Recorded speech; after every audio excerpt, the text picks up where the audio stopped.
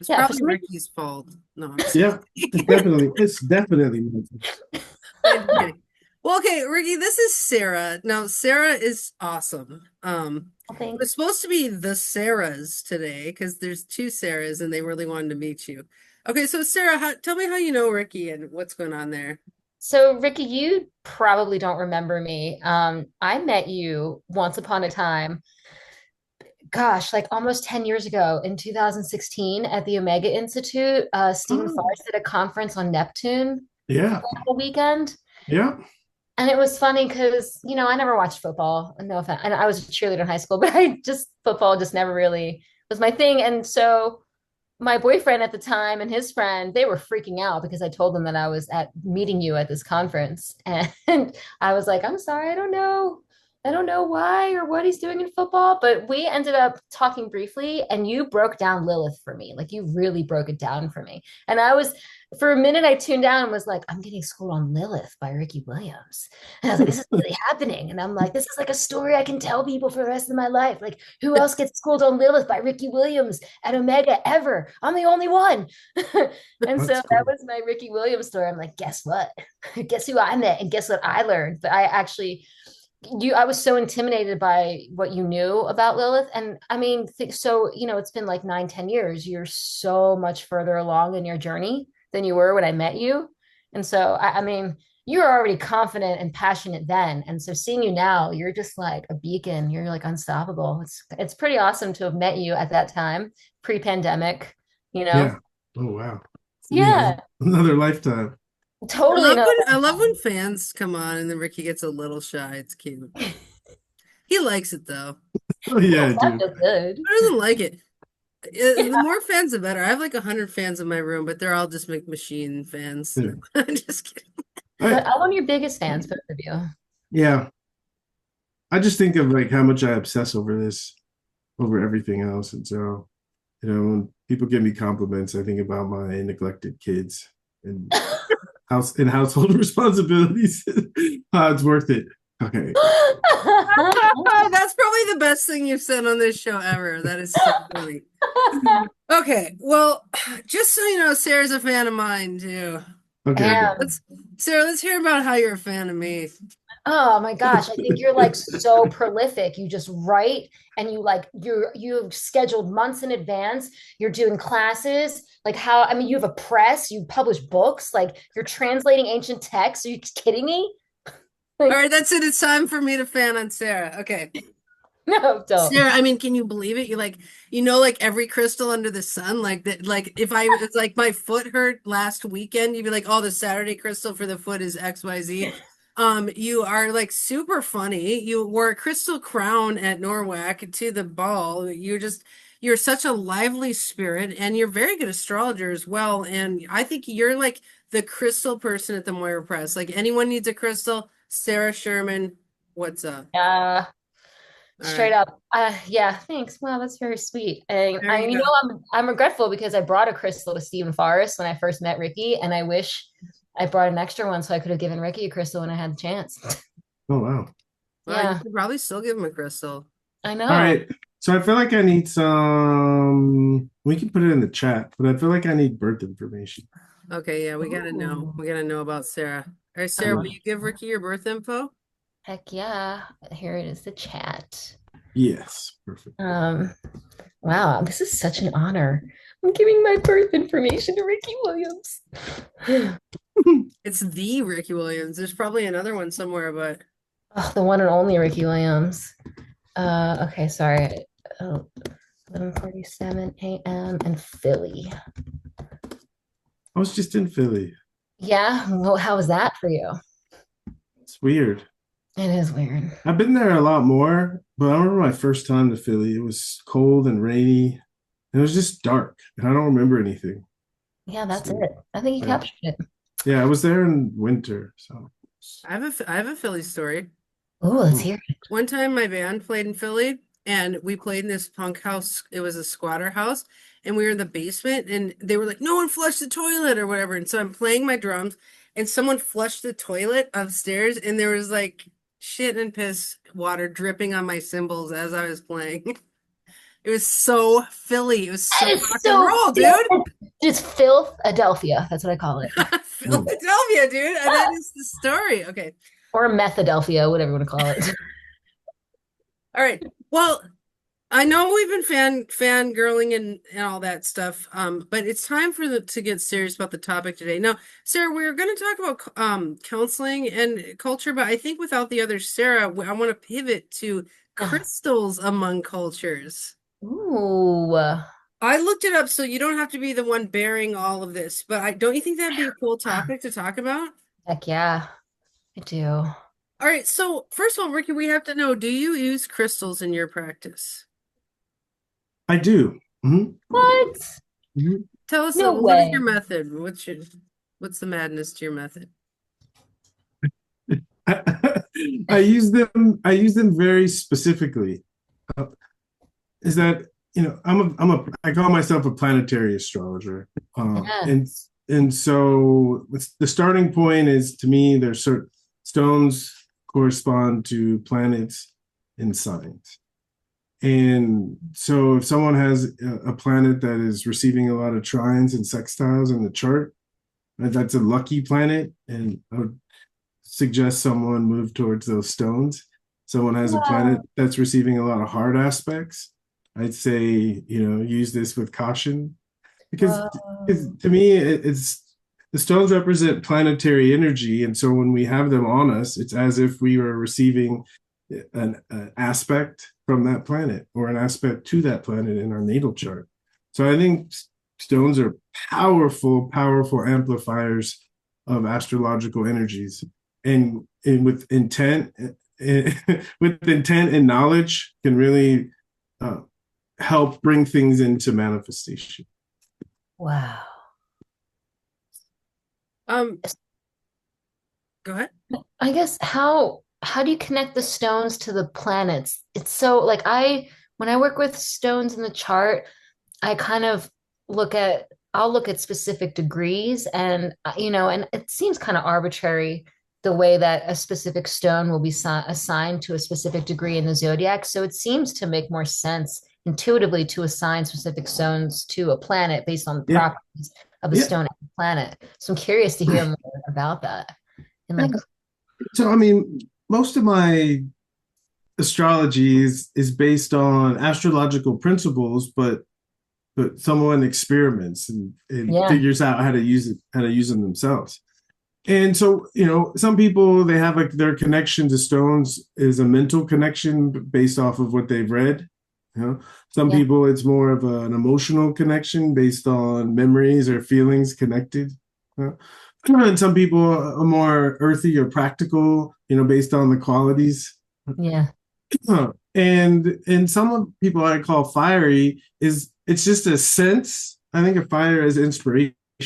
So depending on which way that you connect to the planets, I think if you understand Venus, you understand the sun, you understand Mercury, and you're reading about, feeling, experiencing a stone, you'll start to notice, this stone, I notice that I soften a little bit and I appreciate beauty more. Okay.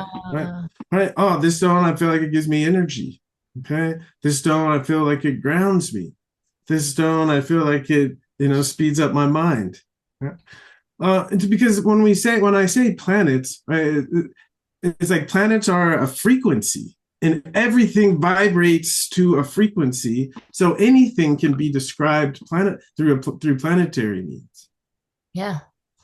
I think about like you were giving the Venus example, and I'm already seeing stones in my mind thinking, oh, stilbite, apophyllite, like those are very soft, even selenite, those are more soft or gentle stones. But like the heavier ones, like hematite, has a lot of weight to it. Like that would be a Saturn stone. Absolutely. Yeah. Well, hematite may be Saturn, hematite more probably Mars. Iron. Right. Mars, I'm just saying Mars rules iron. Interesting. So there's folklore, there's a lot of ways we can explore, but if you do enough exploration in most of these different modes, you'll get a sense of this feels like, and sometimes it'll be clear, like this feels like the moon, like selenite. Because if we say soft, that tells us this is not a Mars stone. Okay, it doesn't tell us that it's Venus, but it's moving us towards maybe Venus, right? Maybe some of the softer symbols. If there's something like hematite, again, we can say heavier, but we can also say more masculine. Yeah. And then seeing who used these stones in the past, were Mars people attracted to these stones, right? And Yeah. seeing how they've been used, especially in medical practice, is you can get a sense of what is the energetic quality of the stone, and you can start to correspond it to a planet and or a sign. I What like do you that think? point. It's like by ruling things out, like a white stone like selenite is obviously not a Mars stone. Like with hematite, we can argue it like it's like a Mars Saturn stone or something, But we can say stones in general are Saturn, so that's Yes. why it's right. That's why right stones in general are Saturn, and our wonderful friend here, the moon, moon in Capricorn, South Node in Capricorn, both square Saturn. So, right, so someone who's interested in stones specifically, you're probably going to see strong Saturn symbolism. Yeah, just like your example of Sleeve Neptune, she's got like 6 planets in Capricorn and she like weighs herself down with an anchor of stones. You got it. Yes, yes. You Okay, got it. well, so uh, sorry to take us on onto a certain track, but I really Do for it. this episode want us to look at stones in different cultures and the use of stones in different cultures. So it sounds like astrologers kind of in general use stones. So astrological culture uses stones for, remedy theory and things like that. I have my crystal, book here, and I just taught gem remedies this Monday at class, and So it's a cool. thing. It's a thing.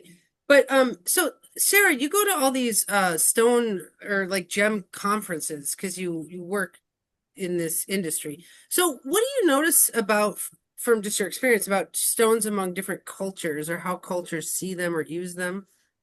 Wow. It's, you know, that's such a good question. So I do all the gem shows. My boyfriend buys and sells minerals and rock. He collects rock. He cuts and polishes rock. Um, he mines a lot locally, like out of state, and then he imports.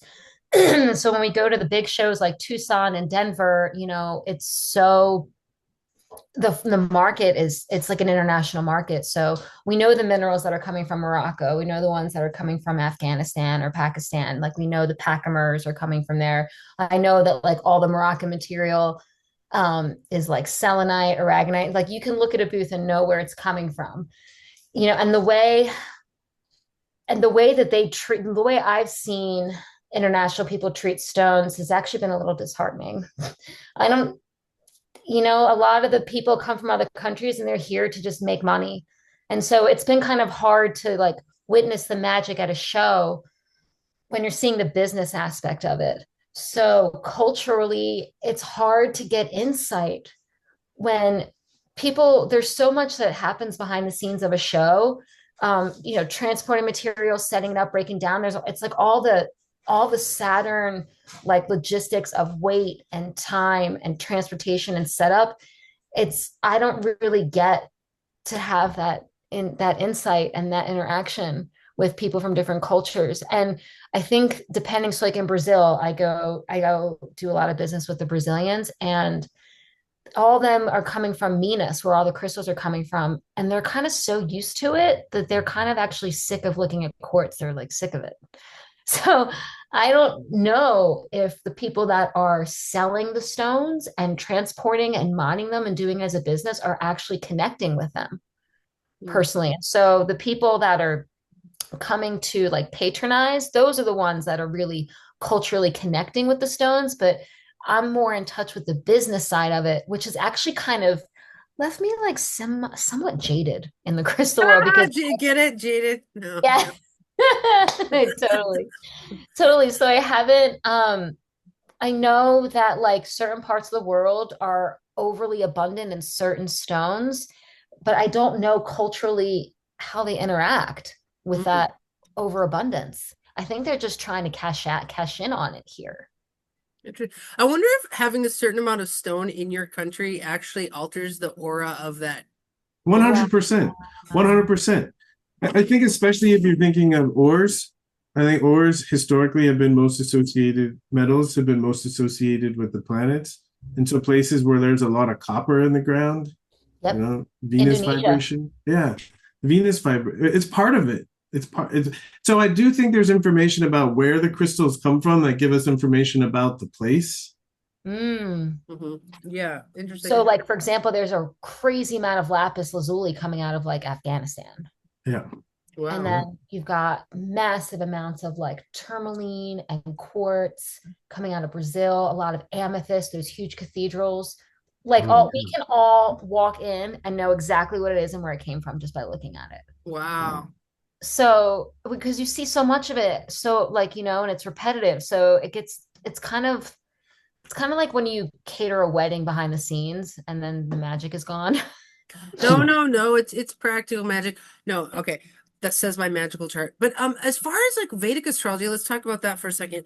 How, Mm. does Vedic astrology, and I don't know, Sarah, if you know this because you work a lot with people, do Vedic astrologers have a leg up on crystals as opposed to Western astrologers? Oh, I don't know if I I've think looked. so. I Yeah. think so because it's built in. Like when you learn Vedic astrology, it's built into the learning the crystals. It's built in even more so than birthstones. It's like it's a whole science, and different families have different philosophies and different theories, but it's cooked in. I think in India, if you're learning Vedic astrology, it's difficult to separate it from crystals. Yeah. Wow. Well, it's called upaye. And in the West, where Ricky and I were talking earlier today about how, astrology had been kind of subjugated by Christianity, but in India that didn't happen. And so they've always had remedies cooked in, like Ricky's saying, to astrology itself. It's like, why would you talk about a mean T-square if you didn't have a remedy stone for it, kind of thing. Right. So I think India is way stronger on remedies in general, and stones being one of those, kind of thing. Wow, I Yeah, think India and I definitely. think the zeolites, all the zeolites are coming out of there. Do you know what I mean when I say the zeolite family? So apophyllite, stilbite, hewlandite, praonite. Do you know praonite? It's like green, bubbly. There's a whole Yeah. family. Yeah, see, there's a whole family of minerals of zeolites that are coming out of India, but a lot of the apophyllite and stilbite, which is very soft and gentle, and they're very much used to connect with higher spirits and angelic guides. So when I think India, immediately I'm like zeolites. So it's the if anything working in the gem shows has showed me where the stones in the world are coming from and like how where who's how much abundance there is, but like specifically like specific locations of specific kinds of abundance. And I never paused to think about the aura of that country based on the material that they're mining. Yeah. Well, isn't the ley lines a thing like where like Yeah. there's certain lines that have different, well, and I guess maybe well, I don't know, astrocartography applies to this, but there's got to be something energetically that's changed by that. Even the color of it, like if you have huge amounts of lapis lazuli, the blue is more present in the frequency of that land, and maybe the throat chakras of the people who live there are more, Right. popping. Yeah. Well, I think the crystals the minerals they come from the land, and so in order to give rise to those specific crystals, there must be that energy present in the land. And I think to me, that's the beauty for me. That's the beauty of astrology is it Yeah. helps us connect, right? Connect the idea. And sorry to jump back to our previous conversation, but of a creation myth of where do things come from? And if something comes from somewhere, it must be of the nature of where it came from, right? The same way we come from our parents and we are of the nature of our parents. It's like something can't come from nothing. And I think a land that gives birth to certain minerals or certain crystals, it's giving us information about the frequency or the energy of that place. Oh my gosh, I wish my boyfriend was here right now because he's been told by multiple psychics that he was around when all the crystals were strategically placed on the planet. And so he knows he'll show up anywhere and he'll just look at the land and he'll know exactly where to dig and where to find minerals because they call out to him. And he'll tell Wow. you everything about like the mineral composition, how it was formed, what were the conditions, how long it took. He just A he mineral psychic. And straight up, I'm dating one. dude, Mhm. that is so cool. That is so cool. Okay, so I looked up on AI about crystals and cultures. I'm learning to use AI because Pluto's in Aquarius, and the Moira Press likes to stay with the times. No, I don't know. But it was saying crystals have been incorporated into cultures worldwide for millennia, serving as sacred objects, healing tools, and symbols of spiritual connection. Ancient civilizations from Egypt to Mesoamerica used crystals for protection, healing, and in rituals, associating them with health, vitality, and divine power. Indigenous cultures continue this tradition, with Native American tribes revering turquoise for its connection to the sky and earth, and Australian Aboriginal cultures viewing opals as symbols of creation. Mm. What do you guys think about that? I So, wonder what they say about but obsidian. yeah, I mean, the way I hear that is exactly it's exactly what I was saying. It's different language, but if you think of the Yeah. planets as gods, that's what they're saying. Yeah. Everything partakes of the nature of the gods. And you even see, especially in India, certain gods, right, like certain crystals, and even in the temples, and there are temples to the planets in India, that when they install the temple, they take certain precious gems and they put it underneath the morti or underneath the statue. And that's Yeah. part of right, they're inviting the energy into, and the crystals are what hold it. So I think this earthly manifestation of divinity are the precious stones. So let's talk about them crystals as sacred objects. Do we know anything about that culturally? I mean, I think a lot of people buy stones, even if they're not in the astrological culture, and they just have it like someone gives it to them, and it's like for grounding or it's for, you know, for their breakup or whatever. I mean, do you find that people buy stones for that reason, Sarah? Oh man. Yeah, there's so many, gosh, there's Yeah, so like many. why do people buy stones anyway? Like, what is it for the look or?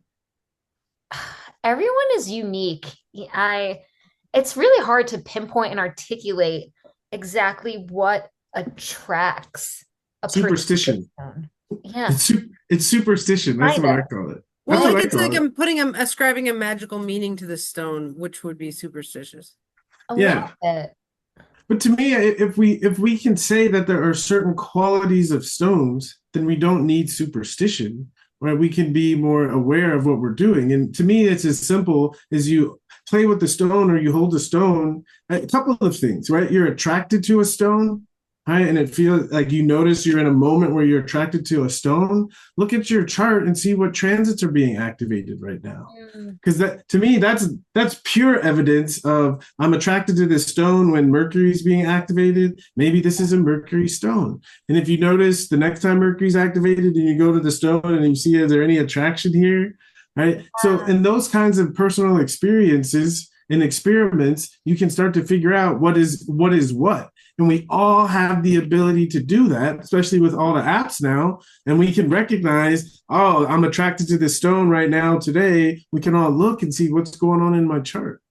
I mean, they're like permanent objects that carry our intention, right? And so we kind of just we do like a tactile transfer of our own intention. But I think it's dangerous because we can't be giving the stones our power. They need to be helping us access our own power. So, same with astrology, right? Like, we can't be giving astrology our power. We need to use astrology to access our power. So, Well, we can say give and hold. I had a teacher, and because I use crystals mainly in healing. I do a lot of crystal healing, a lot. And I always in my desk, I always have stones, crystals, because I'm always doing some kind of healing work on myself or on other people. And the way we use them in healing is this idea of they're like batteries.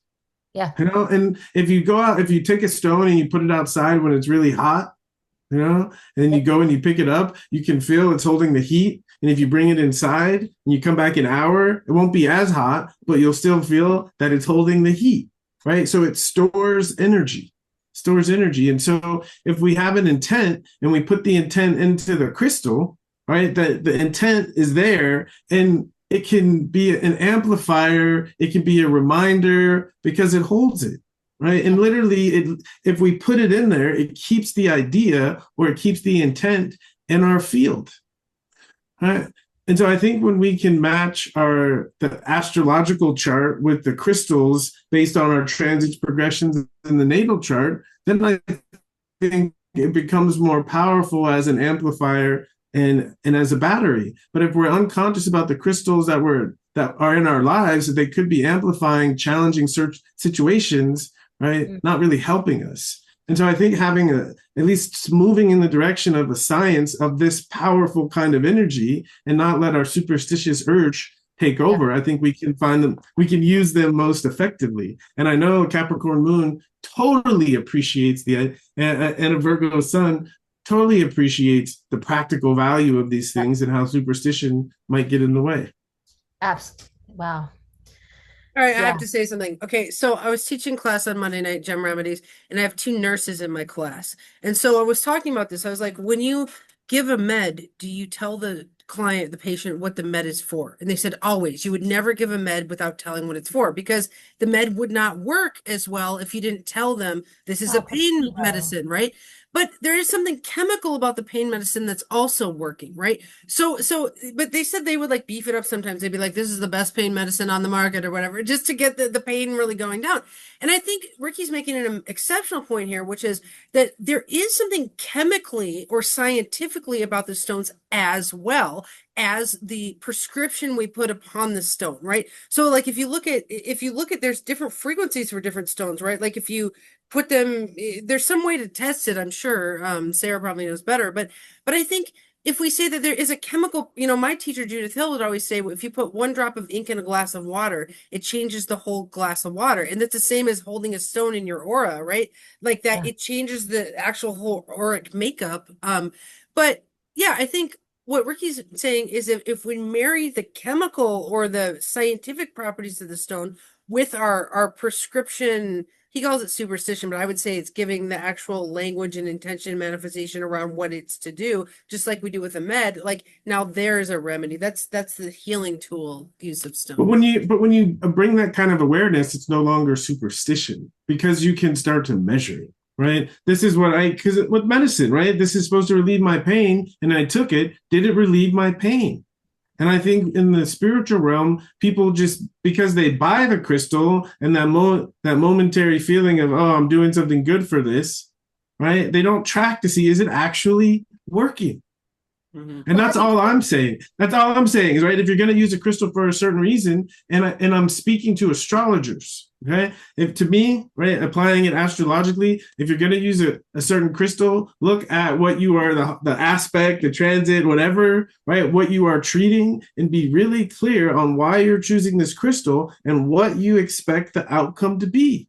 Then you can track it. Oh, this worked. Oh, this didn't work, right? But this is what I noticed. All right, Sarah.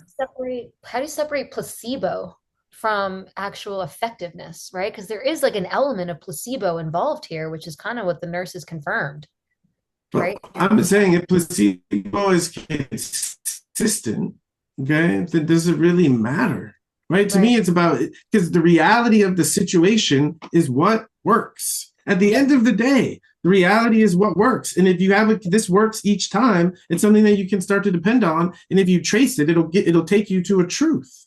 And I think, at least for me, that's always what I'm after is the truth. Well, we have a special a SIRG coming up, an NCGR Special Interest Research Group on astrological remediation coming up. And that is my intent, is to say, can we apply the remedy and then test the effects? Because I think that is research, right? And so I hear your call for researching the effects. Now, one thing I will say is that these things could be applied cyclically and to the transit. If we say, okay, let's say we have a weak Saturn and we want to bolster our Saturn. Well, do we just wear the stone that bolsters our Saturn? Like maybe it's a lead ring on our Saturn finger with a Saturn stone in it. Like this is my bolstering of Saturn finger, right? Well, okay, so do we wear it all the time? I would make the case that it's better to wear it per the transit. When things are hitting your Saturn, you put on the ring. And so then we are, because if we wear it all the time, we lose the intention of it, just becomes this decorative object. But if we wear it per the transit, it's resetting the intention to have a strong Saturn. That's here's my response. Here's my argument. Yeah, we get to debate. All right, we gotta let Sarah talk too. Yeah, maybe. Okay, so I'm just kidding. So I mostly agree, but here's where it comes in. If someone has a gnarly Saturn, okay, all right, and they put on the ring, okay, the lead ring, what they are going to attract is more Saturn experiences. And if someone is like, bring it on, I'm ready to grow up and I'm ready to mature, then I think wearing it is a reminder, is a reminder that whatever comes, I'm ready for it. Right. And so I think the same way, if someone is going through a Saturn time, but they're not a Saturn person, right, then they might need that reminder, right? They might need the support and they might need the help. And in that case, you don't need to wear it all the time. But let's say someone goes to something that really helps them grow up and mature, and they want to keep it with them moving forward. Then I think wearing that ring for a longer period of time, because what it represents, right, can be meaningful. And if someone looks at their chart and they say, right, my Saturn is harmonious, it really receives a lot of wonderful aspects, but it's just weak. Then I would say, right, if Saturn is your most harmonious planet and your weakest planet, I say tattoo that lead ring somewhere, right, and write it, because that's something that you want it to become part of who you are. Because there's a Saturn time, someone going through something difficult. Right, Sarah's the referee. What do you think, Sarah? Oh, wow. I mean, constant Saturn or cyclical Saturn? I'm saying both is the point I'm trying to Whoa, make. constant and cyclical. I think it's a case-by-case basis.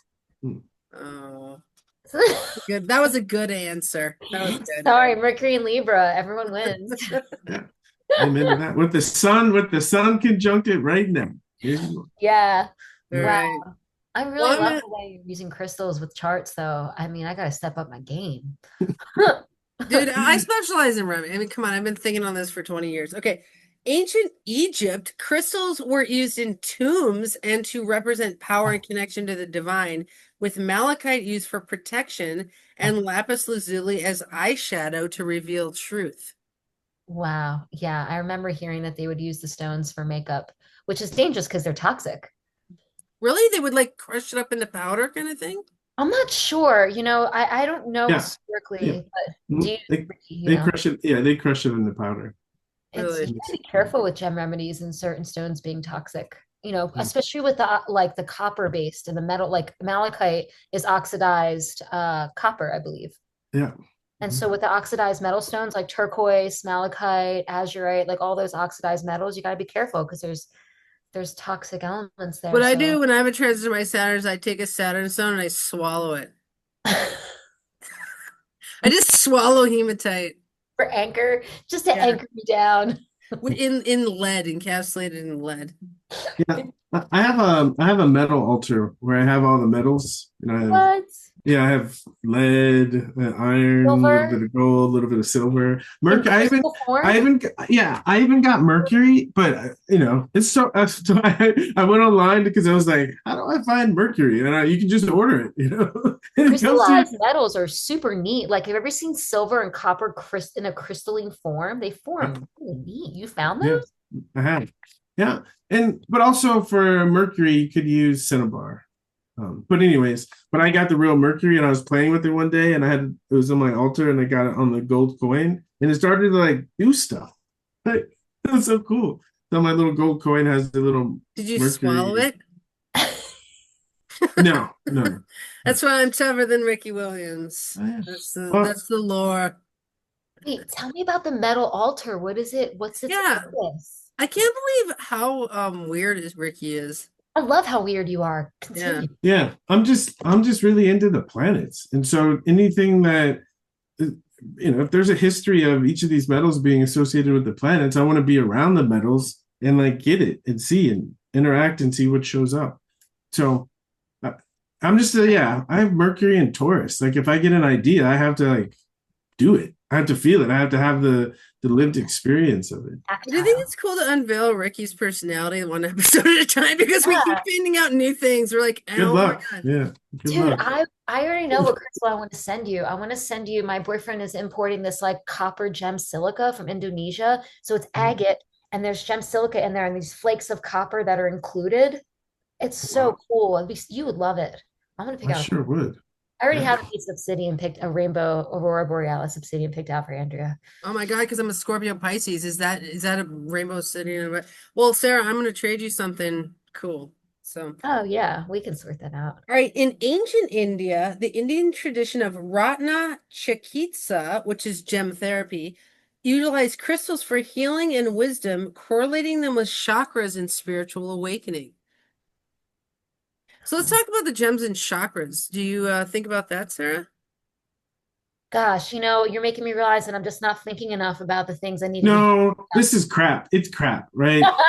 Seriously, no, I'm serious, right? And some of us, we can't, right, people that have Mercury, Uranus aspects, right? Is if we can't think conventionally, even if we try, it just doesn't work, right? Yeah. Wait, And are I you think, looking at Sarah's chart?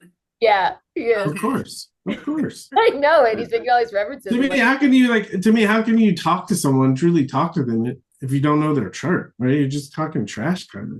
At least now that's some my, of your information, Ricky. at least that's my, yeah, you got it. It's on astro.com.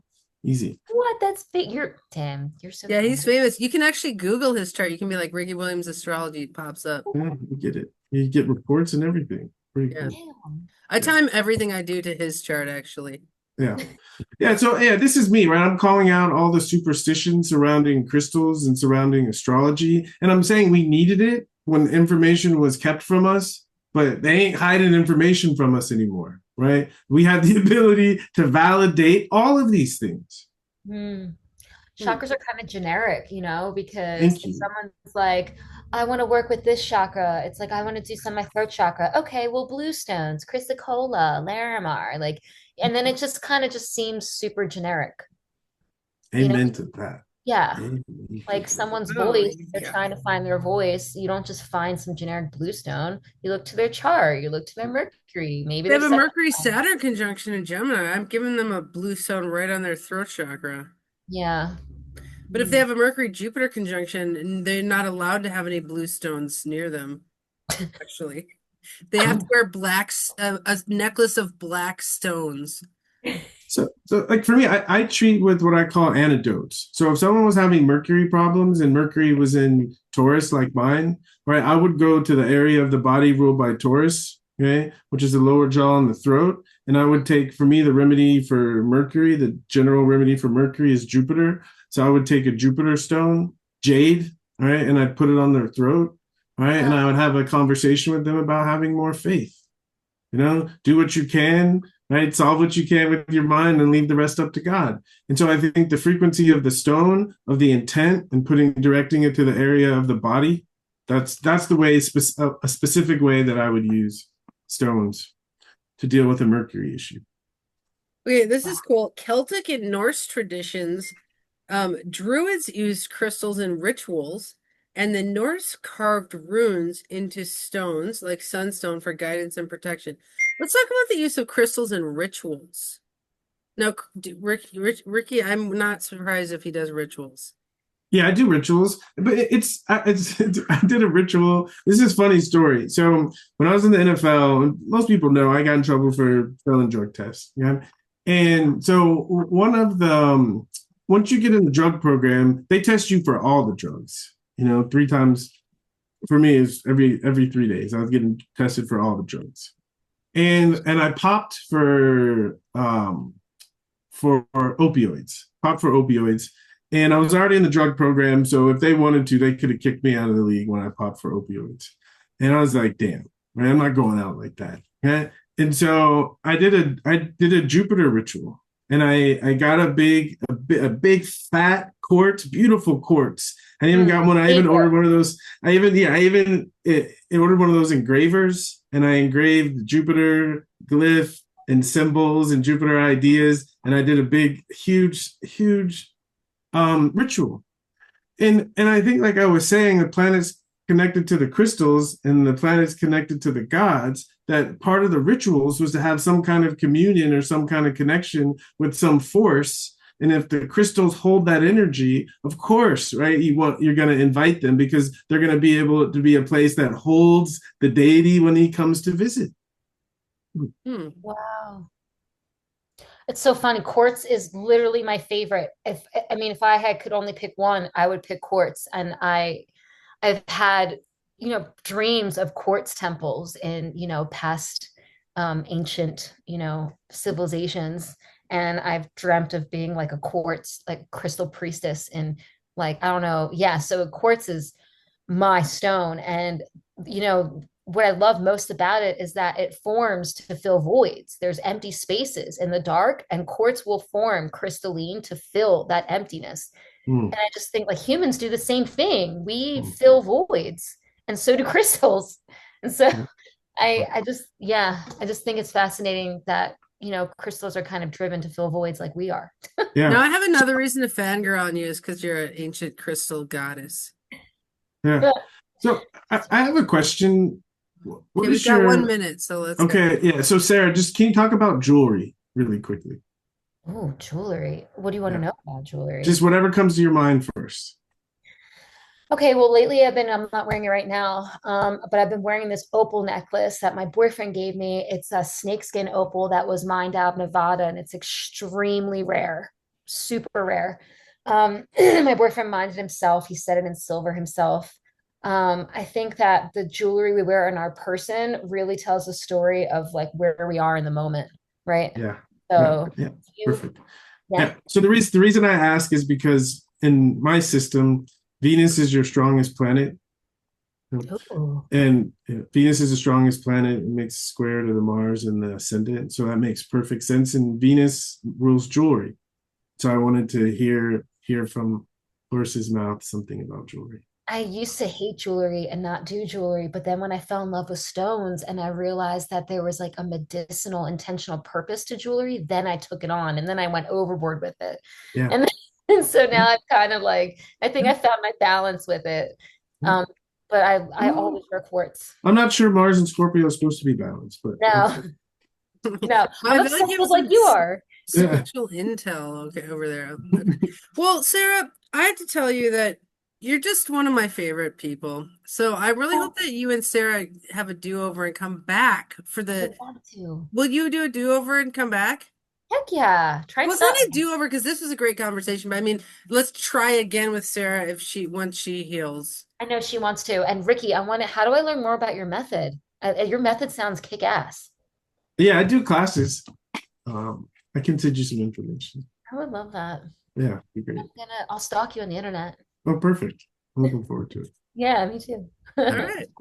Well, I'll send some people to stalk Ricky in real life. Oh, perfect. I love it. All right, you guys. Thank you, Sarah. I truly can't wait to do a mail trade with you. And Ricky, Yeah. thank you as usual. And we will see you all next week. All righty. All right. Bye.